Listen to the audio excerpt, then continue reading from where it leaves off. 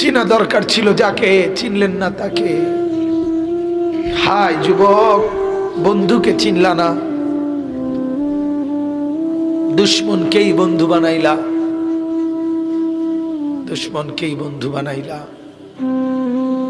আপন বন্ধু যিনি তাকে চিনলা না, দুশ্মনকেই গ্রহণ করলা। চেহারায়, সুরতে, চলনে বলনে, আচারে উচ্চারণে বেঈমান যেভাবে সাজায় দেয়, তুমি তাকেই গ্রহণ করলা। আল্লাহর নবী বলেন, রব্বুল আলামিন, আমি যদি বসে যাই হাসরের এই বিরাট ময়দানে, আমার উম্মতের জন্য দৌড়াবে কে?